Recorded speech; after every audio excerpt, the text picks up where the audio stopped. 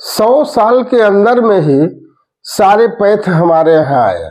Allopath, हेमोपैथ, Ayurveda, यूनानी चिकित्सा पद्धति, स्वामी रामदेव बाबा का जोग जाप, ये सारे पैथ 100 साल के अंदर में आए। लेकिन 100 साल के पहले मानव के पूर्वजों के पास कोई पैथ न था।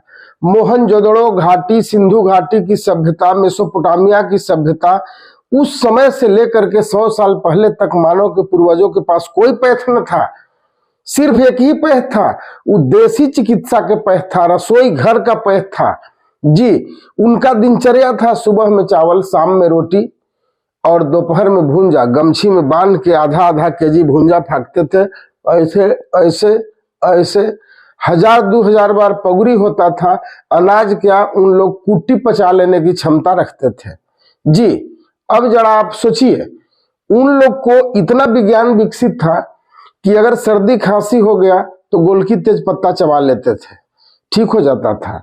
अगर बुखार लग गया तो उजरकी प्याज के रस, सीज के पत्ता के रस मम्मी दादी नानी लोग दे देती थी, लोग ठीक हो जाते थे।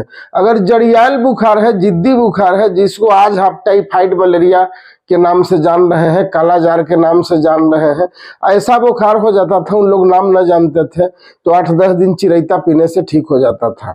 चर्म रोग जब हो जाता था, शुगर जैसे रोग होता था, लोग को जानकारी नहीं था कि शुगर क्या था, तो चैत में 10 दिन नीम पीने से ठीक हो जाता था। जरा सोचिए, कहीं चोट लग गया तो हल्दी चूना चोट सजी चढ़ा लेते थे, कहीं शरीर में दर्द हो गया तो हल्दी गुड़ पी लेते थे। यहाँ तक कि दर्दों का शहंशाह परसों पीड़ा में भी दादी नानी लोग हल्दी, सौंठ, ओछवानी बना करके खाते थे और उससे परसों पीड़ा भी ठीक हो जाता था। और उससे जो दूध भी बनता था, बिसोर पूछते पूछते बच्चा ऐसा तंदुरुस्त होता था कि लगता था कि 6 माह का पाला हुआ है। वाह, क्या हमारा देसी चिकित्सा के विज्ञान था।